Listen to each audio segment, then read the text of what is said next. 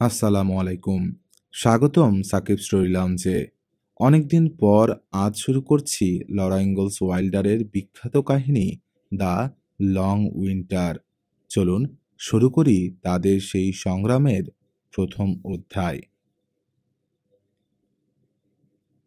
লোহার সিটে বসে আছে বাবা, স্যাম আর ডেভিড টানছে ঘাস কাটার মেশিনটা। ফরফর আওয়াজ তুলে কাটছে তীক্ষ্ণ ফলাগুলো। লম্বা ঘাস শুয়ে পড়েছে মাটিতে। দুপুরের চড়া রোদ চাঁদি ফাটিয়ে দিতে চায়। এক চিলতে ছায়া নেই প্রিয়ারির কোথাও। পানি নিয়ে এলো লরা বাবার জন্য। ঢকঢক করে পানি খেয়ে ঢাকনি লাগিয়ে কাটা ঘাসের নিচে রেখে দিল বাবা চকটা। তারপর আবার এগোলো সামনে। লরা বসে পড়ল ঘাসের ওপর। বুক ভরে শ্বাস টানল। কাটা ঘাসের তাজা মিষ্টি বুনো গন্ধ ভারী ভালো লাগে ওর। মেশিনের শব্দে পালিয়েছিল, এখন আবার একটা দুটো করে গর্ত থেকে মাথা তুলতে শুরু করেছে বাদামি ডোরাকাটা গোফারগুলো। ছোট ছোট পাখি ফুরুত করে উড়ে এসে বসছে ঘাসের নরম ডাঁটায়। একটা ছোট্ট গাটার সাপ এঁকে বেঁকে চলে গেল সামনে দিয়ে। মোয়িং মেশিনের শব্দ বাড়ল। মাথা ঝোঁকাতে ঝোঁকাতে ফিরে আসছে ঘোড়া দুটো। লরা হঠাৎ কথা বলে ওঠায় আঁতকে উঠল ডেভিড। ওয়াও! চমকে গিয়ে হাঁক ছাড়ল বাবা। আরে, আমি মনে করেছি কখন চলে গেছো তুমি। প্রেয়ারি মুরগির মতন ঘাসের মধ্যে লুকিয়ে বসে কি করছো লরা? আমিও তো তোমার সঙ্গে কাজ করতে পারি বাবা, বলল লরা। দুজনে করলে অনেক ঘাস জমাতে পারবো আমরা। হ্যাট তুলে উস্কো খুস্কো চুলে আঙ্গুল চালালো বাবা। এসব কাজে শক্তি লাগে আধ বোতল। তুমি একে মেয়ে, তার উপর ছোট। 14 বছর চলছে আমার, বলল লরা। ছোট কোথায়? আমি পারবো বাবা। আমি জানি আমি পারবো। লরা জানে মোয়িং মেশিনটা কিনতে অনেক টাকা খরচ হয়ে গেছে বাবার। কাজের লোক রাখার উপায় নেই। প্রতিবেশীরাও যে যার মাঠে ব্যস্ত। চাইলেও কেউ সাহায্য করতে পারবে না এখন। অথচ ঘাস গাদা করতে আর অন্তত একজন লাগে। হয়তো পারবে। মাথা চুলকালো বাবা। চেষ্টা করে দেখা যায়। সত্যি যদি পারো দারুণ হবে। আমরা দুজনেই অনেক খড় গাদা করে ফেলতে পারবো। লোক ভাড়া করতে হবে না আর। লরা বুঝতে পারল বাবার মনটা ভারমুক্ত হয়ে গেল ওর সাহায্যের সম্ভাবনা দেখতে পেয়ে। এক দৌড়ে কুটিরে ফিরে গেল মাকে খবরটা দিতে। ঠিক আছে, বলল মা। যদিও মেয়েরা এসব কাজ করুক তা মার খুবই অপছন্দ, কিন্তু এখন ঠেকার সময় বলে কোনো আপত্তি করল না। আমি তোমার জন্যে জগে করে পানি নিয়ে যাব, বলল 10 বছরের ক্যারি। আর ঘরের কাজ তোমারগুলোও করে দেব আমি, বলল ম্যারি। অন্ধ হলেও বাসন পেয়ালা ধোয়া মোছা বিছানা ঠিকঠাক করা ইত্যাদি ঘরের অনেক কাজ স্বাচ্ছন্দ্যে করতে পারে ম্যারি। কড়া রোদে পরদিনই শুকিয়ে চড়চড়ে হয়ে যায় কাটা ঘাস। আঁচড়া দিয়ে টেনে জায়গায় জায়গায় স্তূপ করে রেখেছে বাবা ওগুলো। আরও জমাবে আজ। আগামীকাল খড় টানা গাড়িতে চড়ে লরাও যাবে মাঠে বাবার সঙ্গে। পরদিন স্তূপগুলোর পাশে থেমে দাঁড়িয়ে আঁচড়া দিয়ে খড় তুলে বাবা গাড়িতে ফেলছে, আর ফুলে থাকা ঘাস পা দিয়ে মারিয়ে নিচু করছে লরা। ধীরে ধীরে উঁচু হচ্ছে খড়। ঝুপঝুপ করে বোঝার পর বোঝা এসে পড়ছে গাড়িতে। লাফিয়ে ঝাঁপিয়ে পা দিয়ে চেপে আরো ঘাস আটানোর ব্যবস্থা করছে ও। ঘাসের সঙ্গে উঁচু হচ্ছে লরাও। একসময়ে ভর্তি হয়ে গেল গাড়ি। তারপরেও আসছে ঘাস। বাবা একটু থামতে চারদিকে তাকিয়ে অবাক হয়ে গেল লরা। বহুদূর পর্যন্ত দেখা যাচ্ছে, মনে হচ্ছে গোটা প্রেয়ারি যেন দুলছে হাওয়ায়। গাড়ির উঁচু বেড়া ছাড়িয়ে আরো অনেকটা ওপরে উঠে এসেছে ঘাসগুলো। চারদিকের কিনারা নিচের দিকে ঢালু হয়ে আছে বলে এখন সাবধানে লাফাচ্ছে লরা। ঘেমে প্রায় গোসল হয়ে গেছে ও। শির দ্বারা বেয়ে নামছে ঘামের ফোঁটা। টুপি খসে ঝুলছে পিঠে। খোপা খুলে গিয়ে বাতাসে উড়ছে খোলা চুল। ডেভিডের কোমরে এক পা রেখে ওপরে উঠে এলো বাবা। খুব সুন্দর মারানো হয়েছে লরা। প্রায় ডাবল ঘাস তুলতে পেরেছি গাড়িতে। আস্তাবলের কাছে এসে থামলো গাড়ি। লরা নিচে নেমে ওয়াগনের ছায়ায় বসল। বাবা একটা সমান জায়গা বাছাই করলো ঘাসের গাদা তৈরির জন্য। কয়েক বোঝা ঘাস নিচে ফেলে নেমে এলো বাবা। ওগুলো গোল করে বিছিয়ে রেখে আবার ওপরে উঠে আরো ঘাস ফেললো তার উপর। তারপর ওগুলো সমান করে বিছিয়ে পা দিয়ে চেপে নিচু করলো। লরা বলল, নিচের কাজটা তো আমিই করতে পারি বাবা, তাহলে তোমার আর বারবার ওঠানামা করতে হয় না। হ্যাটটা পিছনে ঠেলে দিয়ে পিচফর্কে ভর দিয়ে বিশ্রাম নিল বাবা মিনিট খানেক। তারপর বলল, খড়ের গাদা তৈরি আসলে দুজনের কাজ। একজন করতে গেলে অনেক সময় লাগে, কিন্তু উপায় নাই। তুমি এখনো অনেক ছোট, আধবোতল। কিন্তু আবার এক গাড়ি ঘাস আনার পর লড়ার আগ্রহ দেখে আঁচড়টা দিল বাবা ওর হাতে। ওর চেয়েও লম্বা আঁচড়ার হাতল। অনভ্যস্ত হাতে যতটা সম্ভব সুন্দর করে বিছালো ও ঘাসগুলো সমানপুর করে। তারপর পা দিয়ে চেপে চেপে নিচু করলো ফুলে থাকা ঘাস। দ্বিতীয় গাড়ির সব ঘাস গাদা করা হয়ে গেলে বাবা নিজেও উঠল গাদার ওপর। চেপে চুপে চারদিক সমান করে রেখে আবার চলল দুজন আরো ঘাস আনতে। রোদের তেজ বেড়েছে, বাতাসও যেন আগুনের হালকা। ক্লান্ত হয়ে পড়ছে লরা, পা দুটো কাঁপছে একটু একটু। মাঠ থেকে ঘাসের গাদা পর্যন্ত যেতে আসতে যেটুকু বিশ্রাম পাচ্ছে তাতে চলছে না। তাছাড়া তেষ্টাও পেয়েছে খুব। ওর মনে হলো অনন্তকাল ধরে ওরা শুধু গাড়ির পর গাড়ি ভর্তি করছে আর আস্তাবলের কাছে এনে উঁচু করছে ঘাসের গাদা। বেলা 10টার দিকে আধ জগ পানি নিয়ে এলো ক্যারি। লরাকে আগে খেতে বলল বাবা, তবে একবারে বেশি খেতে বারণ করলো। এক ঢোক খেয়েই অবাক চোখে ক্যারির দিকে চাইল লরা। খিলখিল করে হেসে উঠল ক্যারি, বলল, বলো না লরা, আগেই বলে দিও না বাবাকে। আদা জল পাঠিয়েছে মা। কুয়োর ঠান্ডা পানিতে সেরকা চিনি আর আদা মিশিয়ে দিয়েছে, যাতে এই গরমে ঠান্ডা পানি খেয়ে সর্দি কর্মী না লেগে যায় ওদের। দুপুরের আগেই বিশাল এক খড়ের গাদা তৈরি হয়ে গেল। ওপরটা নিজে পা দিয়ে মারিয়ে গোল মতো করলো বাবা, যাতে বৃষ্টির পানি ভেতরে না ঢুকে গড়িয়ে বাইরে পড়ে। দুপুরে কুটিরে ফিরে দেখলো ওরা ডিনার তৈরি। লড়ার দিকে চেয়েই বাবাকে জিজ্ঞেস করলো মা, ওর জন্য পরিশ্রমটা বেশি হয়ে যাচ্ছে না তো চার্লস? আরে না, বলল বাবা, ছোট্ট একটা ফরাসি ঘোড়ার শক্তি ওর গায়ে। খুব উপকার হয়েছে আমার ওকে পেয়ে। একটা গাদা করতেই আমার সারাদিন পার হয়ে যেত ও না থাকলে। এখন সারাটা বিকেল পাচ্ছি আমি ঘাস কাটার জন্যে।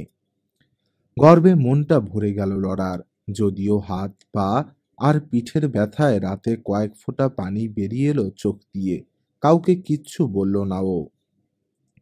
2 দিনের মধ্যে আরেকটা গাদা তৈরি করার মতো খড় স্তূপ করে ফেলল বাবা মাঠে। আবার এক দুপুর পরিশ্রম করে আরেকটা গাদা তৈরি করলো ওরা দুজন। এইভাবে একের পর এক 6টা মস্ত গাদা তৈরি হয়ে গেল অল্প কয়েকদিনের মধ্যেই। ওগুলোর দিকে চাইলে তৃপ্তিতে বুকটা ভরে যায় লরার। মাঠের সব ঘাস কাটা হয়ে গেছে, এবার বিলের ঘাসগুলোও কাটবো ভাবছি, বলল বাবা। আমাদের অত ঘাস লাগবে না, তবে আগামী বসন্তে নতুন সেটলারদের কাছে বেচতে পারবো ভালো দামে। বিলের ঘাস অনেক বড়, ভারী আর খসখসে। লড়ার পক্ষে আঁচড়া দিয়ে তোলা সম্ভব নয়, তাই শুধু পায়ে মারিয়ে ফুলে থাকা ঘাসগুলো নিচু করার কাজে সাহায্য করতে পারল ও। একদিন মাস্করেটের কলোনি দেখালো বাবা লরাকে। ঘাস আর মাটি মিশিয়ে চমৎকার বাড়ি বানিয়েছে ওরা, ঠিক পানির ধারে। বাড়িতে ঢোকার কোনো দরজা দেখা গেল না। বাবাকে জিজ্ঞেস করে জানা গেল নিচের দিকে নাকি আছে একটা দরজা, ওটা দিয়ে সরাসরি পানিতে নামে ওরা। রাতভর সাঁতার কাটে, কচি ঘাস, ঘাসের শিকড় আর শৈবাল খায়, খেলাধুলা করে। তারপর ভোর হলে যার যার ঘরে ফিরে গিয়ে সারাটা দিন ঘুমোয়। চিন্তিত কণ্ঠে বাবা বলল, মনে হচ্ছে কড়া শীত পড়বে এবার, একেবারে বেমক্কা রকম। বাবাকে মাথা নাড়তে দেখে অবাক হলো লরা। জিজ্ঞেস করলো, তুমি জানলে কি করে বাবা? এই মাস্কারেটের কলোনি দেখে এত পুরু করে বাড়ি বানাতে আর দেখিনি কখনো। কি করে যেন আগাম টের পায় ওরা। যত বেশি শীত পড়বে বলে মনে করে ততই পুরু করে তৈরি করে ওরা ওদের কলোনি। রোদের মধ্যে দাঁড়িয়ে প্রচণ্ড শীতের কথা কল্পনাও করতে পারছে না লরা। জিজ্ঞেস করলো, ওরা টের পায় কি করে বাবা? তা জানি না, কিন্তু ঠিকই টের পায়। এসব ব্যাপারে ওদের ভুল হয় না কখনো। হয়তো প্রকৃতি কোনোভাবে ওদের জানিয়ে সাবধান করে দেয়। আমাদের করে না কেন? করে না, কারণ আমাদের মাথায় বুদ্ধি দিয়েছে, যেটা আবার ওদের দেয়নি। বুদ্ধি খাটিয়ে অনেক কিছু বুঝে নেয়ার ক্ষমতা দিয়েছে প্রকৃতি আমাদের। যদি না বুঝি, সেটা আমাদের দোষ। এরপর থেকে জোরে সোরে কাজ চালিয়ে গেল বাবা। শীত আসার আগে এদিকের সব কাজ শেষ করার জন্য ব্যস্ত হয়ে পড়েছে। কুটিরটা শীত কাটাবার উপযোগী করতে হলে অনেক পরিশ্রম ব্যয় করতে হবে ওর পেছনে। বিলপাড়ের সব ঘাস কাটা হয়ে গেল এক সময়। দুজনে মিলে আরো কয়েকটা বিশাল গাদা তৈরি করলো ওরা। অক্টোবরের শুরুতে ৩ দিন একটানা বৃষ্টি হলো। তার ফলেই যেরকম ঠান্ডা পড়ল তাতে ঘাবড়ে গেল মা। ওরে বাবা, অক্টোবরেই এত শীত! আসল শীতকালে এই নড়বড়ে ঘরে থাকবো কি করে? এক সকালে দেখা গেল তুষারে ছেয়ে গেছে গোটা প্রেয়ারি। আলকাতরা মাখা মোটা কাগজ দিয়ে দেয়ালের ফাঁক ফোকর বন্ধ করলো বাবা, কিন্তু তাতেও মানতে চায় না শীত। আবার যখন রোদ উঠল, বাবা স্থির করল এবছরের ফলন যা পাওয়া যায় এখনই ঘরে তোলা দরকার। ফসল সামান্যই। প্রথম বছরে খুব বেশি কিছু আশাও করেনি বাবা। প্রথম চাষে ঘাসের শিকড়গুলো আলগা হয়েছে। শীত গেলেই পচে যাবে ওগুলো, তখন হবে ফসল। তারপরেও আলু, টমেটো, শিম, শুঁটি, কুমড়ো, শালগম সব মিলে খুব খারাপও বলা যায় না। কিছু জমিতে জই লাগিয়েছিল বাবা। সেগুলো আর শুকনো ঘাসের মজুদে গোটা শীত আরামেই কেটে যাবে গরু আর ঘোড়াগুলোর। বাবার তাড়াহুড়ো দেখে প্রথম দিকে কয়েকদিন হাসি তামাশা করেছিল মা, কিন্তু অক্টোবর মাসেই তুষার ঝড় শুরু হয়ে যেতে দেখে কেমন যেন ভরকে গেল। টানা ৩ দিন পর থামলো সে ঝড়। এই ৩ দিনেই শীতে জমে যাওয়ার মতো অবস্থা হলো সবার।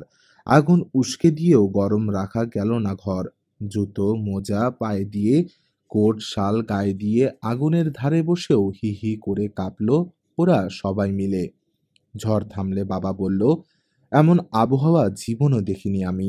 গোটা ব্যাপারটা ভালো ঠেকছে না আমার কাছে ক্যারোলিন। কি যেন একটা ঘনিয়ে আসছে চারপাশে। মা বলল, কই, আমার তো ঠিকই মনে হচ্ছে সব।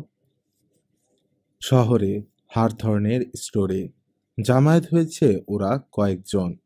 তুষার ঝড়ে আটকা পড়া ট্রেন এসে পৌঁছেছে। চারপাশ থেকে লোকজন এসেছে শহরে বাজার করতে, সেই সঙ্গে কার কি সংবাদ খোঁজ নিতে। রয়্যাল আর আলমানজো ওয়াইল্ডার এসেছে ওদের হোমস্টেড থেকে। মিস্টার বোস্ট এসেছেন। বাবাও বন্দুক হাতে মাত্র পৌঁছেছে।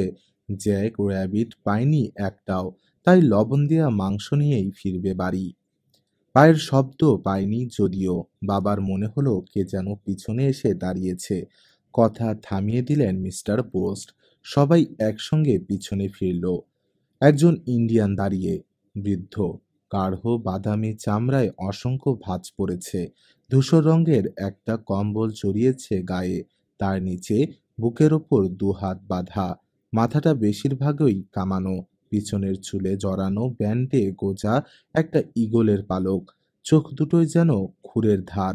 একে একে সবাইকে দেখলো বুড়ো ইন্ডিয়ান। তারপর বলল, তুষার, রাশি রাশি তুষার। কাঁধ থেকে পিছলে খানিকটা নেমে গেল কম্বল। নিচ থেকে বেরিয়ে এলো একটা হাত। উত্তর পশ্চিম আর পূব থেকে কিছু কাচিয়ে সামনে জড়ো করার ভঙ্গি করলো। তারপর হাতটা চরকির মতো ঘুরালো। অনেক তুষার, জোর তুফান, খারাপ। কতদিন? জিজ্ঞেস করলো বাবা। জবাব এলো, অনেক চাঁদ। ৪টে আঙ্গুল দেখালো, তারপর ৩টে। ৭ আঙ্গুল মানে ৭ মাস। এর কথা যদি সত্যি হয়, ৭ মাস ধরে চলবে এখানে প্রচণ্ড তুষার ঝড়। সবাই চেয়ে থাকলো ওর দিকে। কারো মুখে কথা নেই। সাদা মানুষ। কথাটা বললাম তোমাদের। ৭ আঙ্গুলে দেখিয়ে বলল, বিগ স্নো। আবার ৭ আঙ্গুল, বিগ স্নো। আরও একবার ৭ আঙ্গুল দেখিয়ে শেষ করল কথা। Hip, big snow. অনেক চাঁদ, খুব খারাপ। নিজের বুকে তর্জনী দিয়ে টোকা দিল। গর্বের সঙ্গে বলল, অনেক বয়স, অনেক। আমি জানি, আমি দেখেছি। স্টোর থেকে বেরিয়ে বাইরের রোদে দাঁড়ানো ঘোড়ার পিঠে চেপে চলে গেল লোকটা পশ্চিম দিকে। খুব দেখালো এক চোট, বললেন মিস্টার বোস্ট। ৭ আঙ্গুল দেখিয়ে কি বোঝাতে চাইল লোকটা? জিজ্ঞেস করল আলমানজো। ব্যাখ্যা করে বুঝিয়ে দিল বাবা। বুড়ো বলে গেল, প্রতি ৭ বছর পর পর আসে ভারী তুষার ঝড়, কিন্তু তৃতীয়বার অর্থাৎ ২১ বছর পর আসে তীব্র শীত, ভয়ানক তুষার ঝড়। একটানা ৭ মাস স্থায়ী হয় সেটা। কি মনে হয়, পাগলের প্রলাপ বকে গেল বুড়োটা, নাকি এর কথায় কান দেওয়ার সত্যি দরকার আছে? জানতে চাইল রয়্যাল।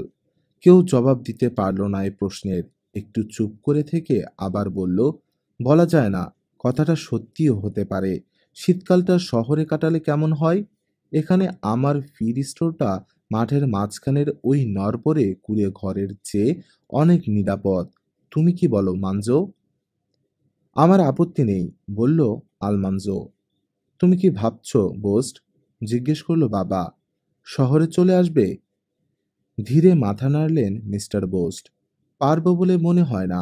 সমস্ত গরু, ঘোড়া, মুরগি নিয়ে কোথায় উঠবো এখানে? ভাড়া দেওয়ার সাধ্য থাকলেও না হয় ভেবে দেখা যেত। না, ফেঁসে গেছি। ওখানেই কাটাতে হবে আমার শীতটা। সবাই গম্ভীর ভাবনায় পড়ে গেছে। কেনাকাটা সেরে দাম চুকিয়ে দ্রুত হেঁটে বাড়ি ফিরে এলো বাবা। রুটি সেঁকছিল মা। বাবাকে দেখেই চমকে উঠল। কি হয়েছে চার্লস? এত জলদি ফিরে এলে যে? খারাপ কোনো খবর? না, তেমন কিছু না, বলল বাবা। এই যে তোমার চিনি, চা আর নোনা মাংস। খরগোশ পাইনি। খারাপ কোনো খবর নেই, তবে যত শীঘ্রই সম্ভব শহরে গিয়ে উঠবো আমরা। প্রথমে গরু ঘোড়ার জন্যে ঘাস নিয়ে যেতে হবে। ভাবছি আজই সাপারের আগে রেখে আসবো এক গাড়ি। এত তাড়াহুড়ো কিসের চার্লস? বলল মা। কিন্তু কথাটা শেষ হওয়ার আগেই লম্বা পা ফেলে বেরিয়ে গেছে বাবা। সবাই অবাক হয়ে ওর মুখের দিকে চাইল। এরকম তো করেনি ও আগে কখনো। আমি যাই, দেখি বাবার সাহায্য দরকার কিনা, বলল লরা। খারাপ কিছু না, বাবা তো বললই।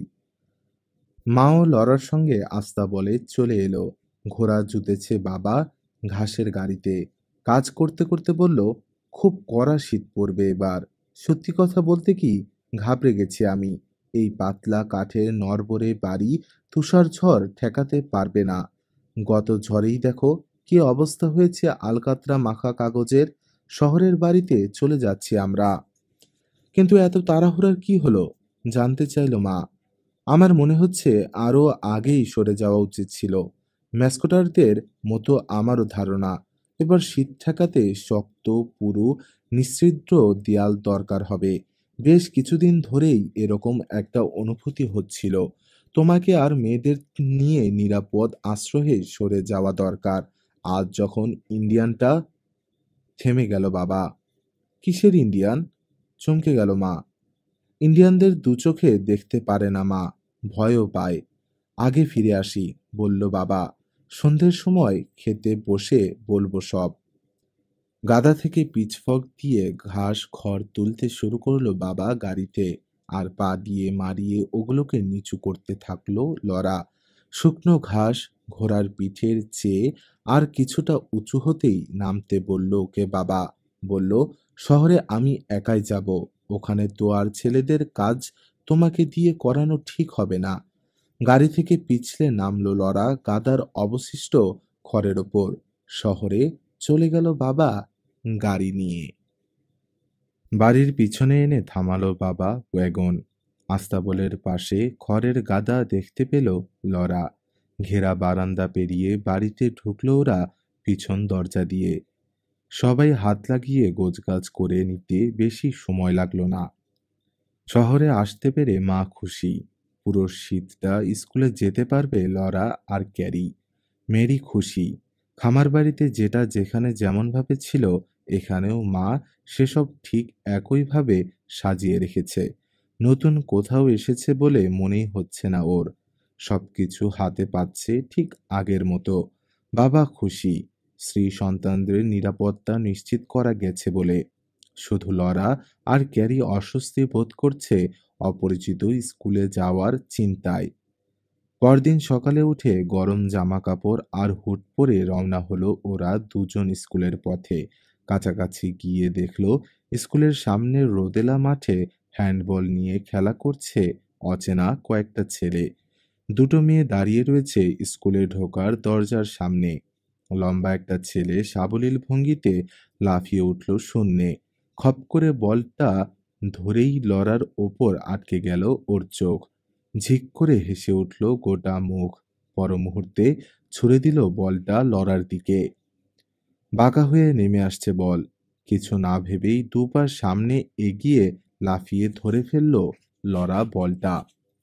হৈ হৈ করে উঠল মাঠের সব ছেলে। একজন চেঁচিয়ে বলল, এই ক্যাব, মেয়েরা আবার বল খেলে নাকি?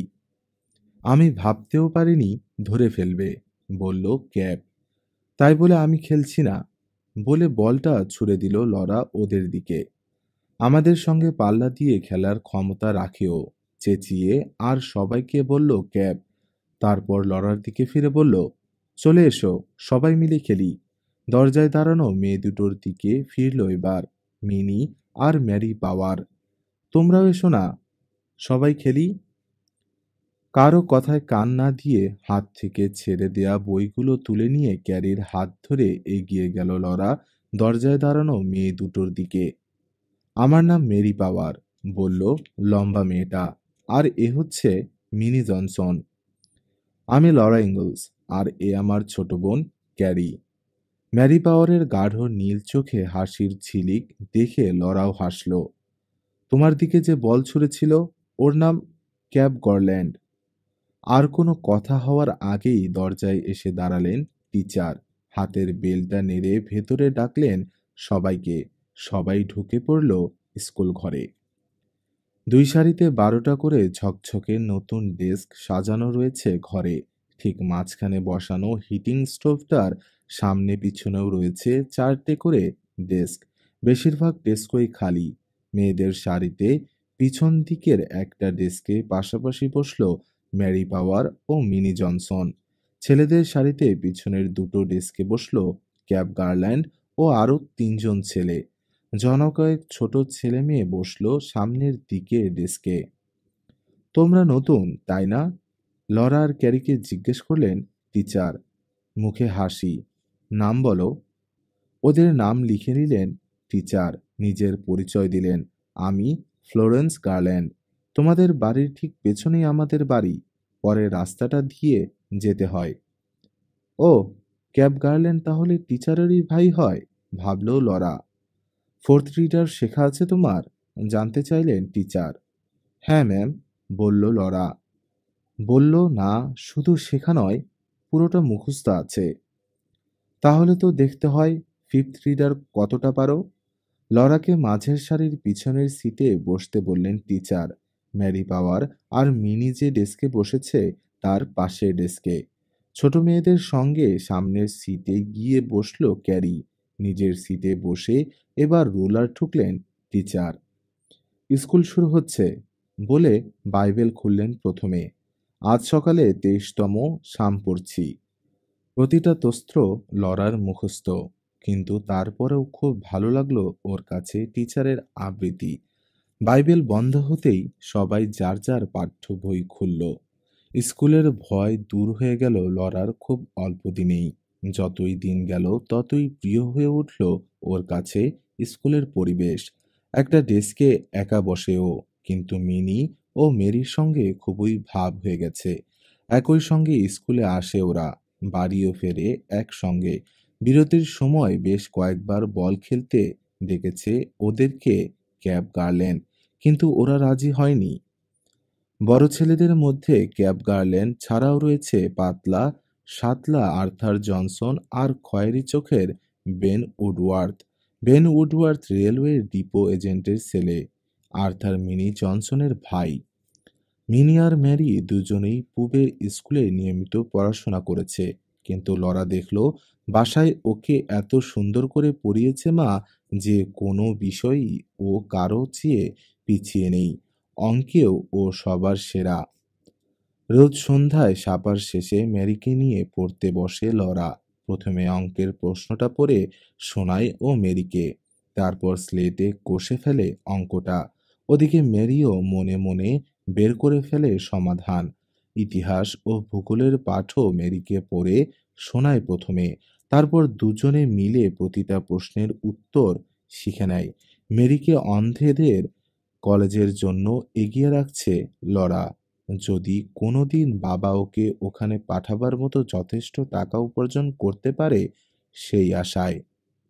বেশ অনেকদিন নিয়মিত ক্লাস করে এখন সাপ্তাহিক ছুটির দিনগুলো অস্থির লাগে ক্যারি আর লরার। কাটতেই চায় না কিছুতে। সোমবারের জন্য ছটফট করে মন। এমনই এক সোমবারের দুপুরে এলো প্রথম তুষার ঝড়। হঠাৎ মেঘে ঢাকা পড়ল সূর্য। মনে হলো কেউ যেন ফু দিয়ে নিভিয়ে দিল বাতিটা। আঁধার ঘনিয়ে এলো চারপাশে। পর মুহূর্তে প্রবল হাওয়া এসে প্রচণ্ড জোরে ঝাঁকি দিল স্কুল হাউসটাকে। কেঁপে উঠল গোটা বাড়ি। খটাখট আওয়াজ হলো দরজা জানালায়। চমকে চেয়ার ছেড়ে উঠে দাঁড়ালেন মিস গার্ল্যান্ড। ছোট একটা মেয়ে চিৎকার করে কেঁদে উঠল। সাদা হয়ে গেল ক্যারির মুখ। জানালা দিয়ে দেখা গেল ধূসর হয়ে গেছে চারদিক। সাই সাই ছুটছে তুষার। স্টোভ পাইপে শীষ কেটে বিলাপ করছে বাতাস। ভয়ের কিছু নেই, বললেন টিচার। সাধারণ ঝড় উঠেছে। তোমরা যে যার পড়া তৈরি করো। লরা ভাবছে বাড়ি যাবে কি করে। মেইন রোড স্কুল থেকে অনেক দূর। পথ হারালেই সব শেষ। এখানে আর সবাই এসেছে পূব থেকে। প্রিয়ারির তুষার ঝড় সম্পর্কে কারও কোনো ধারণা নেই, কিন্তু লরা আর ক্যারি ভালো করেই জানে কি রকম মারাত্মক এই ঝড়। তবে বাড়ি থেকে এত দূরে তুষার ঝড়ে আটকা পড়লে কি করতে হবে জানা নেই ওদের। এটুকু স্পষ্ট বুঝতে পারছে লরা, এই স্কুলে আটকা পড়লে অসুবিধা আছে। কয়লা সামান্য যা আছে তাতে আজকের দিনটাও চলবে না। ডেস্কগুলো ভাঙ্গা গেলে ওগুলো পুড়িয়ে আজ রাতটা হয়তো কাটতে পারে। কিন্তু যদি ঝড় ৩ দিন স্থায়ী হয় তাহলে জমে বরফ হয়ে যাবে ওরা প্রত্যেকে। মাথা নেড়ে শুধু চোখ তুলে মিস গার্ল্যান্ডের দিকে চাইল লরা। ঠোঁটে কামড় দিয়ে ভুরু কুঁচকে ভাবছেন তিনি, কিন্তু কি করা উচিত সিদ্ধান্ত নিতে পারছেন না। ভয় লাগছে বটে, কিন্তু ভাবছেন ঝড়ের কারণে স্কুল ছুটি দেয়া কি উচিত হবে। দরজায় জোর করাঘাতের শব্দে চমকে উঠল সবাই। ওভারকোট, টুপি আর মাফলার পরা সাদা একটা মূর্তি ঢুকলো ঘরে। প্রথমে কেউ চিনতে পারল না লোকটাকে। বরফ জমে শক্ত হয়ে যাওয়া মাফলারটা সরাতেই চেনা গেল মিস্টার ফোস্টার, একজন হোমস্টেডার। টিচারের বাড়ির ঠিক সামনেই শেরউডদের বাড়ি ভাড়া নিয়েছেন তিনি, শীতকালটা শহরে কাটাবেন বলে। আপনাকে নিতে এলাম, বললেন তিনি টিচারকে। মিস গার্ল্যান্ড তাকে ধন্যবাদ জানালেন। তারপর ডেস্কের ওপর রুলার ঠুকে বললেন, শোনো তোমরা, স্কুল ছুটি হয়ে গেল। তোমরা যে যার কোট আর হুড এনে স্টোভের ধারে দাঁড়িয়ে পরে নাও। ক্যারিকে ওখানেই দাঁড়িয়ে থাকতে বলে লড়া গেল এন্ট্রিতে। কাঠের তক্তার ফাঁক গলে হু হু বাতাস আর তুষার ঢুকে ঠান্ডা বরফ করে ফেলেছে এন্ট্রি ঘরটাকে। শীতে কাঁপতে কাঁপতে দুজনের কোট আর হুড নিয়ে দৌড়ে ফিরে এলো লরা ক্লাসরুমে। ভয়ে ফ্যাকাশে হয়ে গেছে ক্যারি। ওকে ওর কোট, হুড আর দস্তানা পরিয়ে দিল লরা। মাফলারটা এমনভাবে জড়িয়ে দিল যেন চোখ দুটো ছাড়া গোটা মুখ ঢাকা পড়ে। বলল, কোনো চিন্তা নেই ক্যারি, আমরা নিরাপদেই পৌঁছে যাব বাড়ি। এবার এসো সবাই, আমার পিছন পিছন। টিচারের হাত ধরে এগোলেন মিস্টার ফোস্টার। গায়ে গায়ে লেগে থাকবে সবাই। দরজা খুলে বাইরে বেরিয়ে গেলেন তিনি। সবাই সার বেঁধে চলল তার পিছনে। ম্যারি আর মিনি ধরেছে রিয়ার্ডসলিদের দুই ছোট্ট মেয়েদের হাত। ওদের ঠিক পিছনেই বেন ও আর্থার। তাদের পিছনে হাঁটছে লরা আর ক্যারি। ক্যারির দস্তানা পরা একটা হাত শক্ত করে ধরে আছে লরা। স্কুল ঘরের দরজাটা লাগিয়ে দিয়ে সবার শেষে আসছে ক্যাব। বাতাসের প্রচণ্ড ধাক্কায় টলে উঠল ওরা। কয়েক পা এগিয়েই দেখল স্কুল ঘরটা হারিয়ে গেছে। চারপাশে শুধু সাদা তুষারের ঘূর্ণি। ছায়া মতো দেখা যাচ্ছে সামনের জনকে। শ্বাস নিতে কষ্ট হচ্ছে। বরফের কুচি লেগে জ্বালা করছে চোখের পাতা। এভাবে অন্ধের মতো চলতে গিয়ে যদি সামান্য দিকভুল হয়, তাহলে শহরকে পাশ কাটিয়ে প্রেয়ারিতে গিয়ে পড়বে ওরা। চিরকাল হাঁটলেও পৌঁছতে পারবে না কোথাও। বাতাসে হোঁচট খেতে খেতে যতই সামনে এগোচ্ছে, ততই বাড়ছে লড়ার দুশ্চিন্তা। ওরা কি ভুল পথে চলেছে? বাড়িঘরগুলো কোথায়? কোন দিকে? হাত পা অসাড় হয়ে আসছে। বাতাসের তেড়ে পায়ে জড়িয়ে যাচ্ছে স্কার্ট। এভাবে খোলা জায়গায় আর বেশিক্ষণ টিকতে পারবে না। বুঝতে পারল লরা। মিস্টার ফোস্টার কি দিগ্ভ্রান্ত হয়ে গেলেন? ক্যাব গার্ল্যান্ড অন্যদিকে চলল কেন? লরার মনে হলো ক্যাব যেদিকে যাচ্ছে সেটাই সঠিক পথ। কিন্তু টিচারের নির্দেশ অমান্য করে ওর পিছনে গেল না ও। সামনের ছায়ামূর্তিকেই অনুসরণ করে চলল। আরও কিছুক্ষণ চলার পর নিশ্চিত হলো লরা। পথ হারিয়েছে ওরা। এতক্ষণে শহরে পৌঁছে যাওয়ার কথা। ভুল পথে নিয়ে চলেছেন ওদেরকে মিস্টার ফস্টার। ভয়ে কলজে শুকিয়ে গেল লরার। থমকে দাঁড়ালো। কয়েক সেকেন্ডে দিশে পেল না কি করবে। সামনের ছায়াটা মিলিয়ে যাচ্ছে দেখে দ্রুত পা বাড়ালো সামনে। দড়াম করে কাঁধে ধাক্কা খেয়ে দাঁড়িয়ে পড়ল লরা। পতন ঠেকাবার জন্য হাত বাড়াতেই শক্ত কিছু ঠেকলো হাতে। হাত বুলিয়ে দেখে বুঝল কোনো বাড়ির দুই দেয়ালের কোণে ধাক্কা খেয়েছে ও। চেঁচিয়ে উঠল, এই যে, এদিকে, এদিকে আসুন, একটা বাড়ি। বাতাসের সাই সাই শব্দে লরার গলা শুনতে পেল না কেউ। তুষার জমে শক্ত হয়ে যাওয়া মাফলারটা মুখের সামনে থেকে সরিয়ে গলা ফাটিয়ে চেঁচালো আবার। একটু পর দেখতে পেল একটা ছায়ামূর্তি এগিয়ে আসছে। তার পিছনে আরো কয়েকটা ছায়া। কেউ কোনো কথা বলল না। ক্যাব ছাড়া সবাই ওরা আসছে একসঙ্গে। দেয়াল ধরে ধরে সামনে এগিয়ে দেখা গেল ওটা মিডের হোটেল, অর্থাৎ এই রাস্তার সব শেষের বাড়িটা। কপাল গুনে ধাক্কা খেয়েছে এখানে লড়া। সম্ভবত একটু পিছিয়ে পড়েছিল বলেই। তা নইলে চলতেই থাকতো ওরা উত্তরের পেরায়েরির দিকে। একটা বাড়ি চিনতে পারা মানে গোটা শহরটাই চিনতে পারা। এরপর আর কোনো অসুবিধে হলো না। একে একে সবাই ঢুকে পড়ল যে যার বাড়িতে। শুধু বেন উডওয়ার্থ আশ্রয় নিল হোটেলে। কারণ এই ঝড়ে ডিপোর দিকে রওনা হলে আবারও পথ হারাতে পারে ও।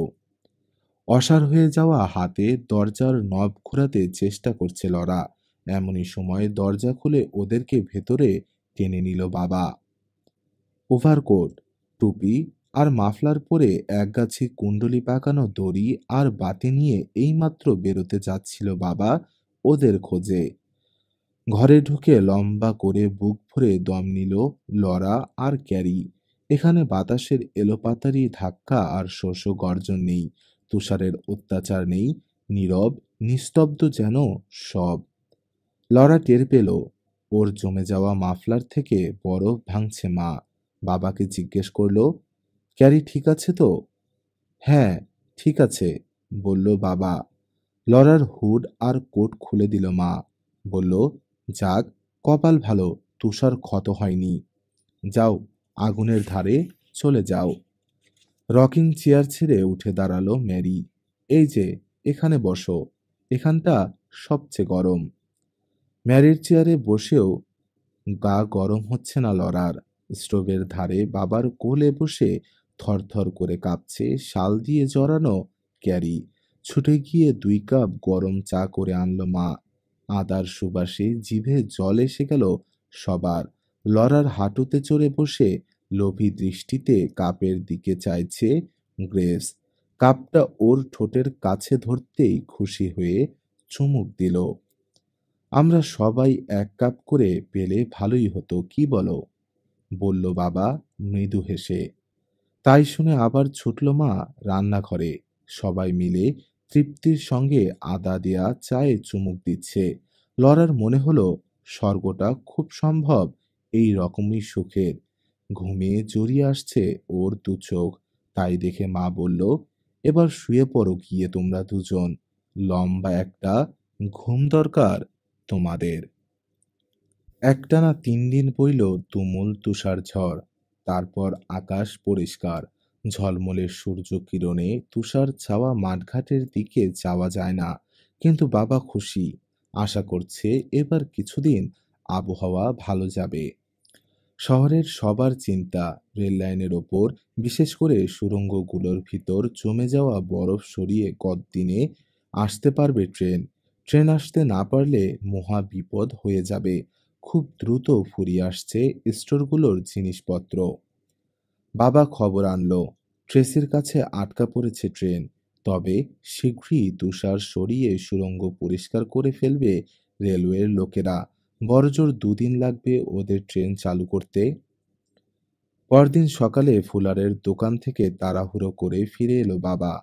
শহরের কয়েকজন নাকি ডিপো থেকে একটা হ্যান্ডকার নিয়ে ভোলগা পর্যন্ত লাইন পরিষ্কার করতে করতে যাবে। তারপর ওখান থেকে ফিরে আসবে ট্রেনে চড়ে। বাবা যদি যায়, মিস্টার ফোস্টার বলেছেন বাবার গরু ঘোড়ার দেখভাল উনি করবেন। বহুদিন এক জায়গায় বসে থেকে একদম হাঁপিয়ে উঠেছে ক্যারোলিন। একটু বাতাস খেয়ে আসতে খুব ইচ্ছে করছে। তা যাও না।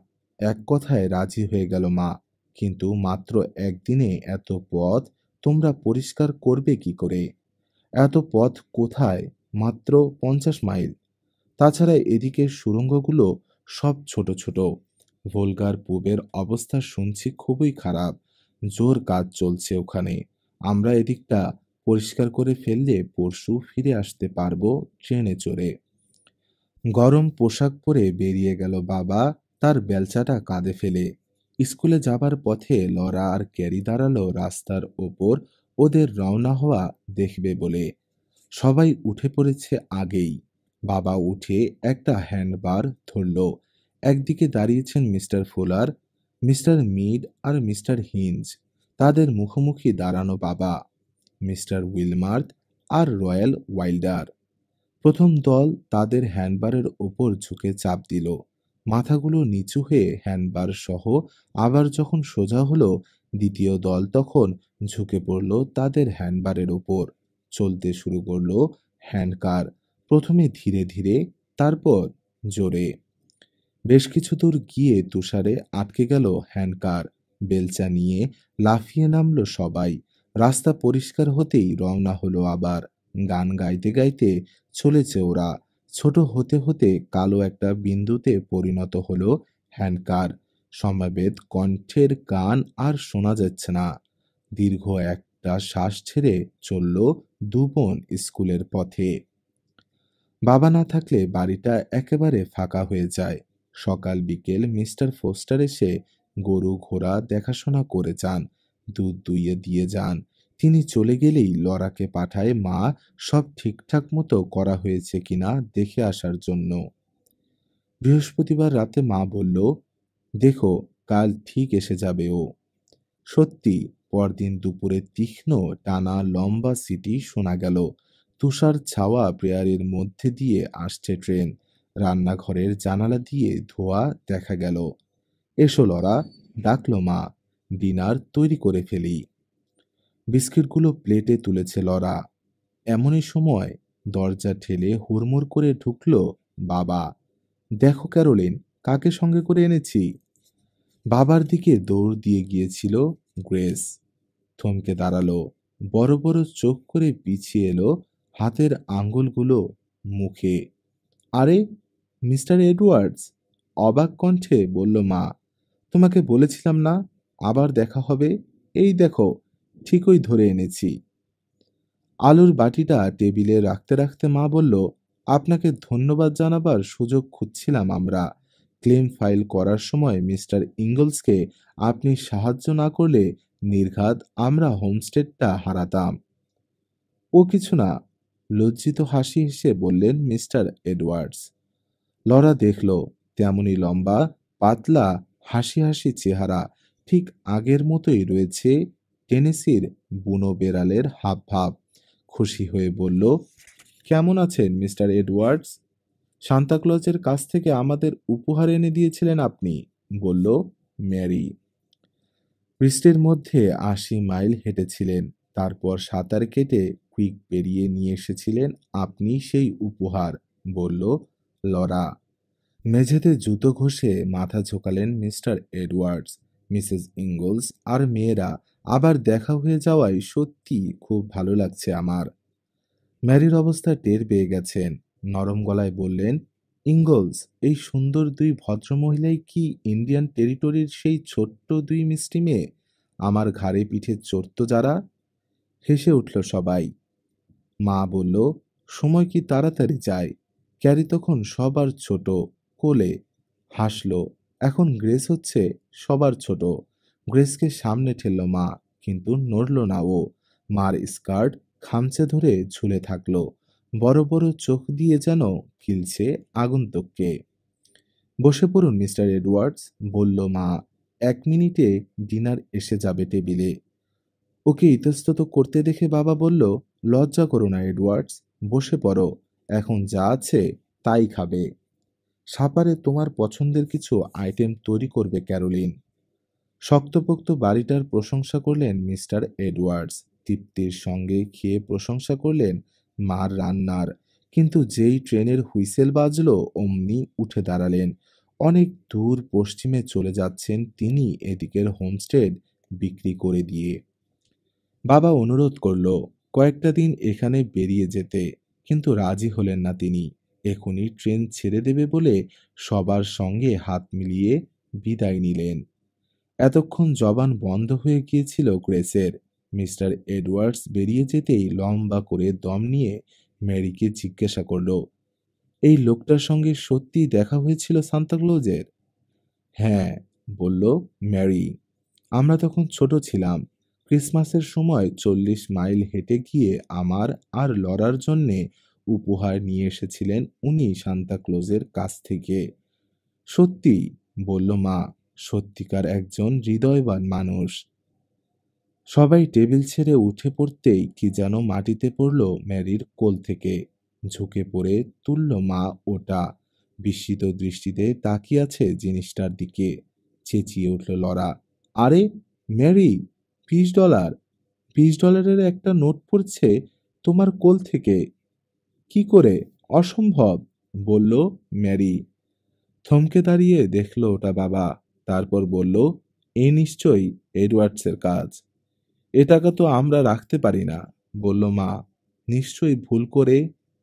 কথা শেষ হওয়ার আগেই লম্বা হুইসেল দিয়ে রওনা হয়ে গেল ট্রেনটা। কিছু করার আছে, বলল বাবা। চলে গেল এডওয়ার্ডস। বলছিল ওরিগনে যাবে। আবার কত বছর পর দেখা হবে কেউ বলতে পারে। কিন্তু চার্লস এ কাজটা করলো কেন ও? ওটা ও আমাদেরকে না দিয়ে দিয়েছে ম্যারিকে। রেখে দাও, ওর কলেজে ভর্তি হতে কাজে লাগবে। ঠিক আছে, বলে নোটটা মেরির হাতে দিল মা। হাতে নিয়ে ম্যারি বলল, ধন্যবাদ জানানো গেল না।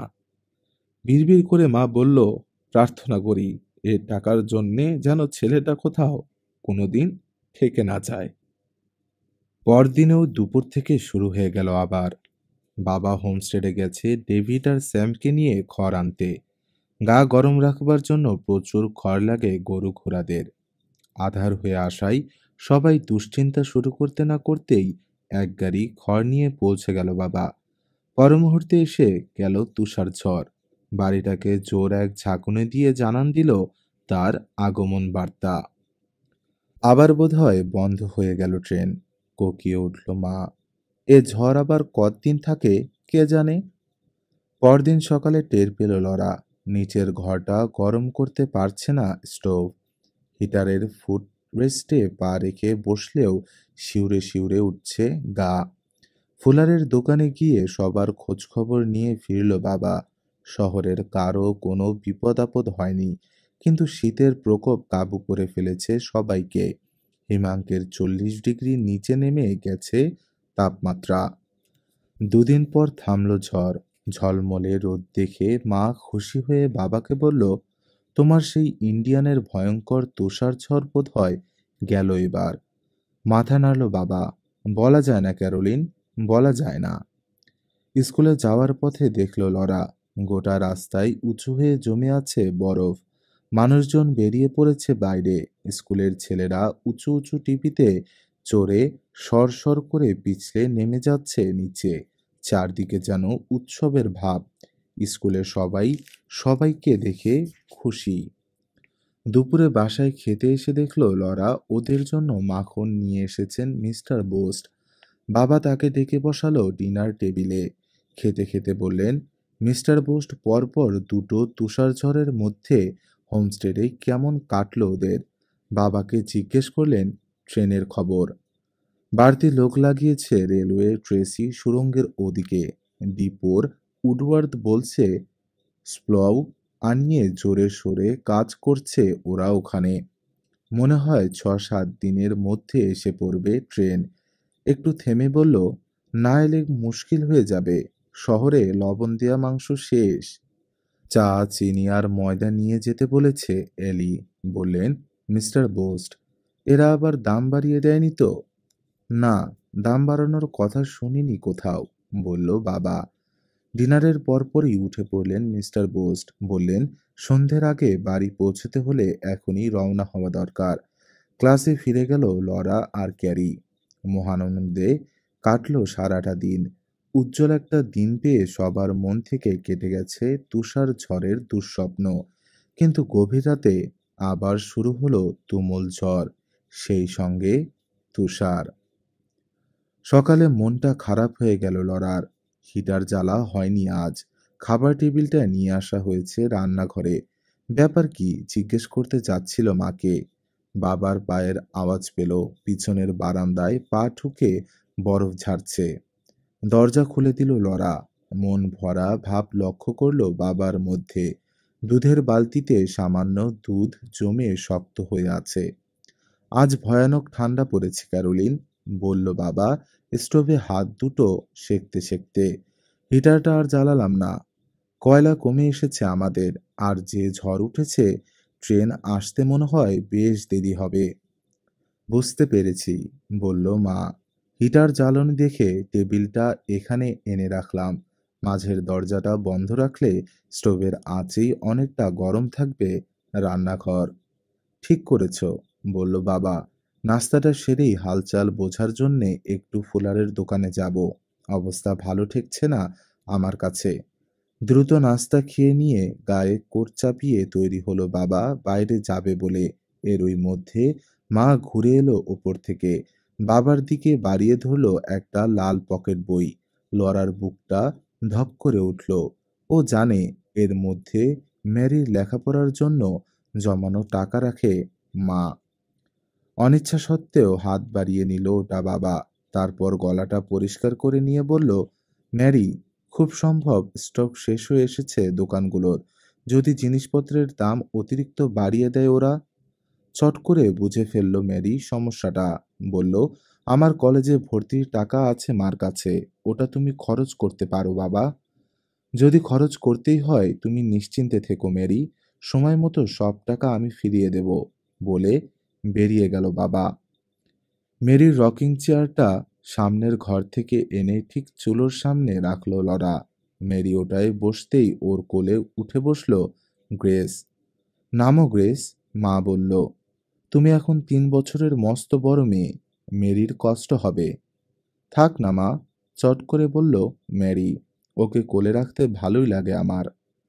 মা গেল দোতলায় ঠান্ডার মধ্যে বিছানা ঠিকঠাক করতে। লরা ডিশগুলো ধুয়ে মুছে রাখলো।